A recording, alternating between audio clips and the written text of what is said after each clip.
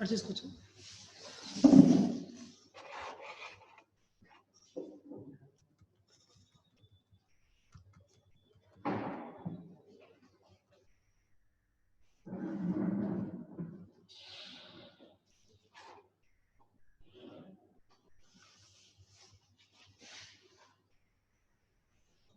Okay, good morning everyone. Last class we finished the cleft lip. Today we are going to discuss about the cleft palate. Cleft palate. It is embryologically the primary palate is consists of all anatomical structures anterior to the incisive foramen, namely the alveolus and the upper lip. See the primary palate. The primary palate of consists of is in front of incisive foramen. What is the incisive foramen? Already I told you in the last class. Okay, the namely is alveolus and upper lip. The secondary palate, it is defined as, remember, the palate is behind the incisive foramen.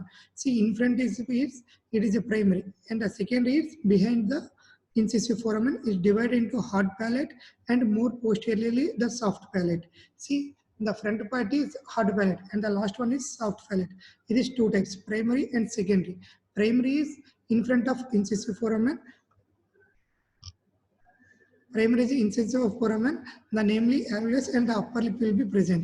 Then the secondary palate, it is, remember, the palate behind the incisive foramen, divided into hard palate more posteriorly and the soft palate. Cleft palate results the failure of fusion of two palatine sleeves. The failure may be confined to the soft palate alone or involve the both hard and soft palate. The sleeves, it is coming from the maxillary area. It is the failure of the fusion of the palatine sleeves. It is two types, incomplete and complete. When the cleft of the hard palate remains attached to the nasal septum and vomer, the cleft is termed as incomplete. When the nasal septum and vomer are completely separated from the palatine process, the cleft palate is termed as complete. See, two types, complete and incomplete. If it is completely separated from the vomer and the nasal septum, it is called complete, and the incomplete is the hard palate and remains attached to the nasal septum and vomer. These are the two types, complete and incomplete types. See, soft palate. In the normal soft palate, the closure of the palopharynx, which is essential for normal speech, is achieved by the 5 different muscles functioning as complete but coordinate fashion. In generally, the muscle fibers of the soft palate are oriented transversely with no significant attachment to the hard palate. In the cleft of the soft palate, the muscle fibers is oriented in the anteroposterior direction, inserting into the posterior edges of the hard palate. See, this is a diagram. It's showing the muscles of the soft palate. It's left to cleft palate. The mark is A. It is a tensor palate, and B is levator palate, and C is palatopharyngeus, and D is palatoglossus, and E is muscular alveoli. These are the 5 muscles. See, hard palate. Hard palate is the normal hard palate can be divided into 3 zones. It is divided into 3 zones. It's anatomically and physiological zones. The central palatal fibromucosa, it's very thin and it's directly below to the floor of the nose. See this one, the central one is the palatal fibromucosa.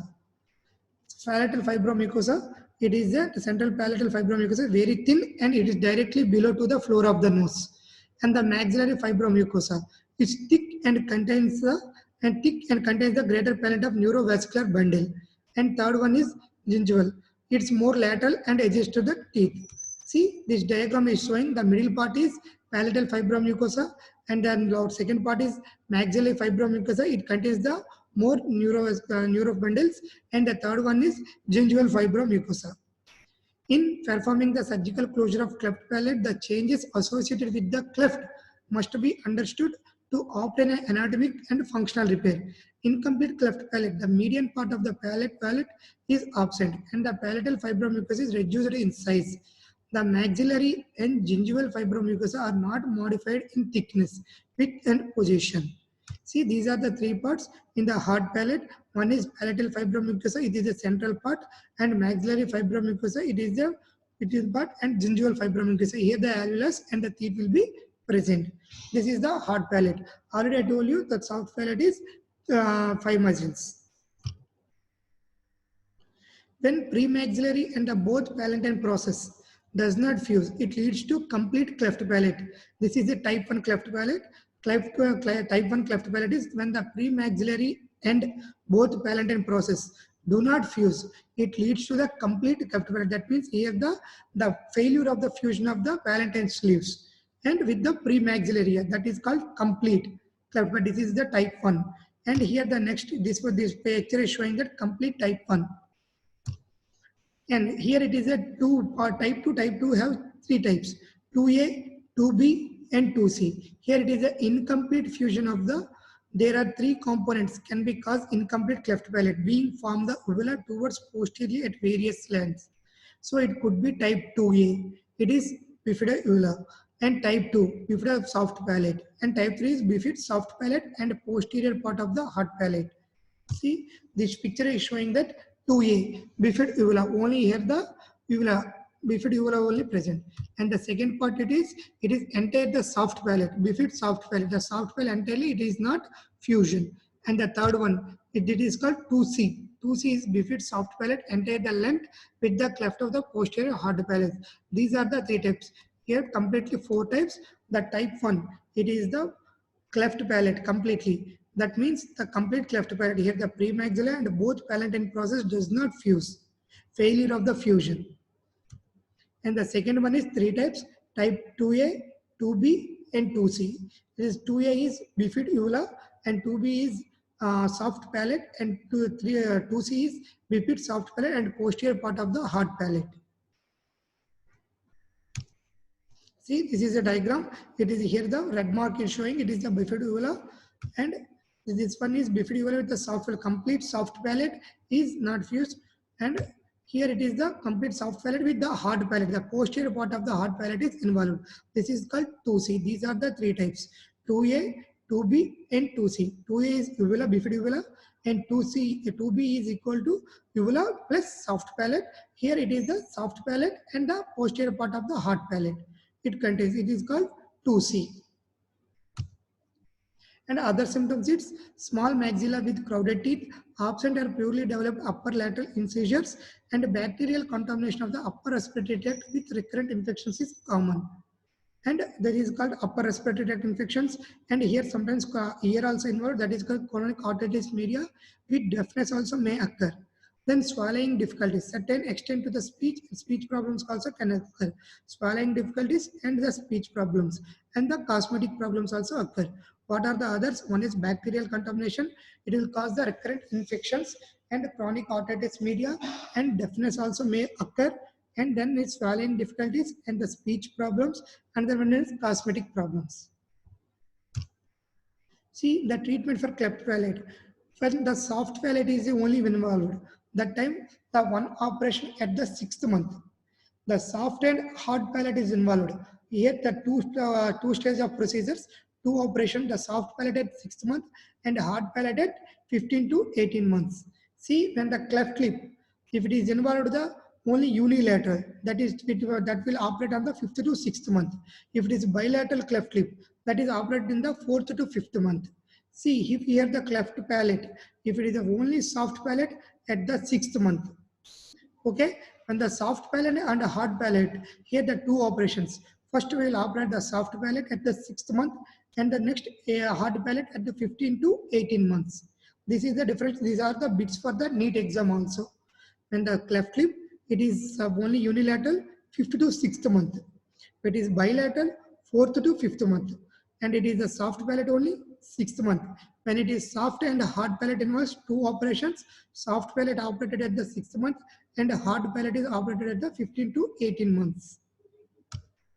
See here for the criteria is 10 kgs of weight, 10 months of age, and 10% of the hemoglobin. See here the cleft palate treatment. In the cleft lip treatment, there is a criteria, that is a Millard's criteria. There the criteria is here the 10 kgs, there the 10 pounds weight. And here the 10 months of age, there is a 10 weeks. And here the 10 hemoglobin, there also 10% of hemoglobin. This is the criteria for the cleft palate, and that is the criteria for the cleft lip surgery. Cleft lip is Millard's criteria, and here it is the criteria for the cleft palate. 10 kgs of weight, 10 months of age. 10 to 18 months, and 10% of the hemoglobin. This is the criteria for the surgery of the cleft palate. When it is involved the soft palate, you have to operate between the sixth month. And the hard palate, you have to operate between the 15 to 18 months. This is the hard palate, and this is the criteria for the hard palate treatment. See what will happen if you treat it early. Early repair causes the retard of the maxillary growth. Why? The probably due to the trauma to the growth center and periosteum of the maxillary during surgery if done early. See, if you're doing early, then what will the most problem is trauma to the growth center and the periosteum of the maxilla. Then it causes to the retard of the maxillary growth. Then the late repair causes the speech defect. See, if you proceed early also, it will causes some defects, and if you go late also, it will cause the some effects. See, if it is going by early, it will cause the growth retard of the maxillary growth retardation, because it is trauma to the growth center and the periosteum of the maxilla during the surgery. If you going late, doing surgery late, it will cause to the speech defect. The both soft and hard palates are be repaired. See, the cleft palate closure can be achieved by 1 or 2 stages palatoplasty. The surgical principle is mobilization of the adenoconstruction of the aberrant of soft palate musculature together with the closure of the residual hard palate cleft by minimal dissection and subsequent scar formation. Excess scar formation in the palate adversely affects the growth and development of the maxilla. The philosophy of the two stages closure encourages a physiological narrowing of the hard palate cleft to minimize the surgical dissection at the second time of the procedure. See, the regular examination of the nose, ear, and throat during the follow-up period and post-operative speech therapy. Whenever the complicated problems are present, the stated surgical procedures are done. Okay, then Waldear's pushback operation by raising the mucoperiosteum flap based on the greater palatine vessels. See, when the regular intervals, you have to check the ear, nose, and throat during the follow-up and post-operative speech therapy, because the speech difficulties will be present, and any staged procedures you have to do. Then the secondary management. The primary management is about to the cleft palate. If the secondary management, what if any other defects, hearing problem and speech problems and dental problem and any facial growths. The following primary surgeries regular review by multidisciplinary team is essential. Many aspects of the cleft care and required in the surgical long term. See, already I told you in the first case, when it is the first primary, you have to counsel the parents also about the any facial growths and what are the significance patient recovery and whatever we're going to do and what are the surgical procedures and what is the recovery and what is the prognosis. Everything you have to examine the counsel the patient first and the patient parents. See the secondary management. Secondary management about the speech, hearing, dental problems and the facial growth. See, if he is patient and having hearing problem, first we have to see the hearing problem. Eustachian tube dysfunction plays a central role in the pathogens of otitis media, with effusion in the babies and children born with the cleft palate. Children with the cleft lip alone exhibit the same frequency of otitis media as their age-matched and non-cleft counterparts. However, a child with the craniofacial anomaly, including the cleft lip and cleft palate, it is increased the risk of sensorineural healing deficit. All children born with a cleft lip and cleft palate should undergo assessment before the 12 months of age. See, whoever the born with the cleft lip and cleft palate should go before the assessment of age of 12 months of age for sensorineural and conductive hearing loss by auditory, brainstem response, and the temporometry and the respectively. See, if the patient having sensorineural hearing loss is managed with the hearing aid, whereas the management of secondary otitis media remains more controversial. Early 6 to 12th month prophylactic meningotomy and grommet insertion is a temporary eliminate the middle ear effusion. Regular audiological testing may be the appropriate and reserving the surgery for establish the secondary otitis media with infections. To firm evidence of the availability support, interventional approach over the conservative regimens, nevertheless, and the relationship between the hearing loss and the potential speech problems remains important.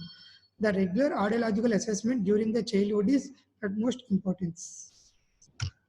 And the speech problems sometimes initially the speech assessment should be performed early the age of 12th 18th month and repeated regularly on the issues of the problem and identified early and managed appropriately.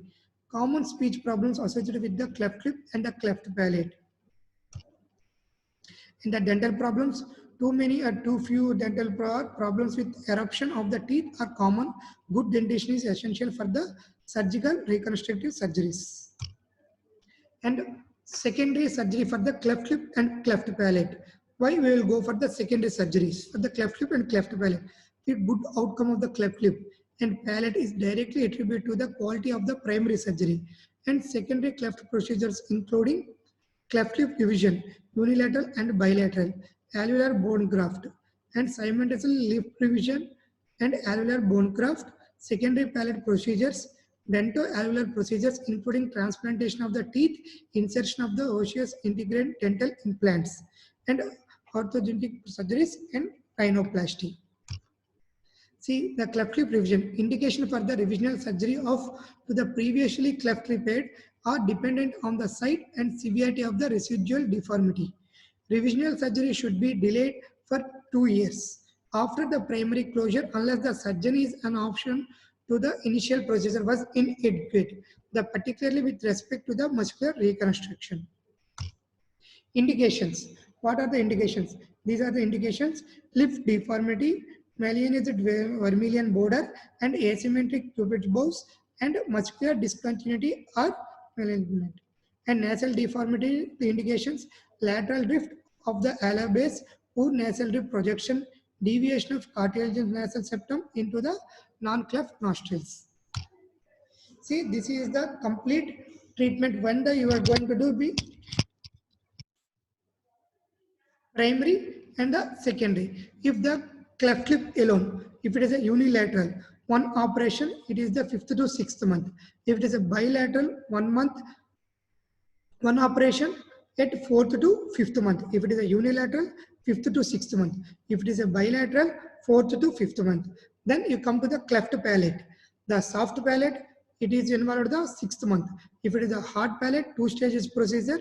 First soft palate at 6th month and a hard palate at 15 to 18 months. And if the cleft lip and cleft palate, unilateral, two operations.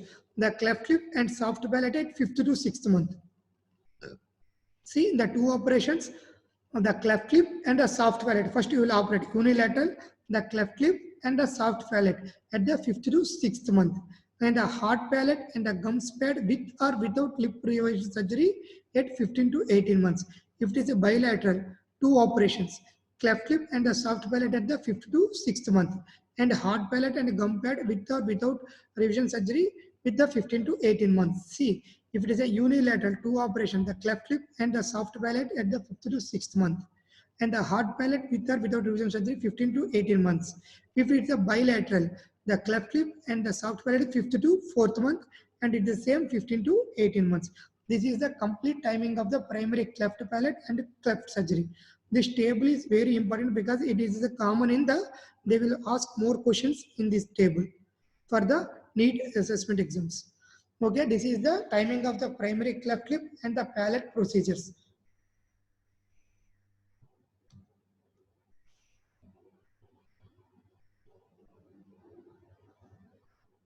See, if it is a cleft lip and cleft palate, this is the most important topic for the university question. If they will ask the cleft lip and cleft palate. The cleft palate, it is due to the any disorders with any chromosome abnormalities. Mostly it will be present with the congenital heart diseases. Okay, if the cleft lip, if it is treated, if the cleft lip is diagnosed when the antenatal scan at the 18th month of the gestation, but cleft palate you can't diagnose in the gestation period. It will be examined by the simple examinations.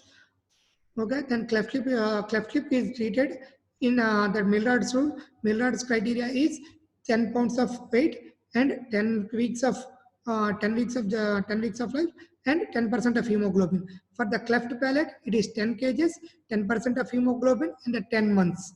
Okay. Then the cleft lip is alone unilateral. You will treat in the 5th to 6th month, and it is bilateral 5th to 6th month.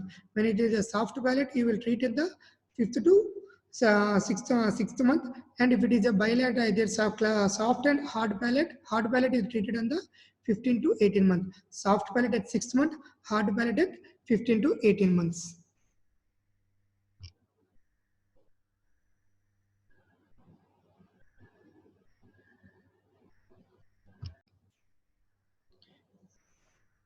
I completed the soft palate, cleft lip and cleft palate. If you are having any doubts, ask me.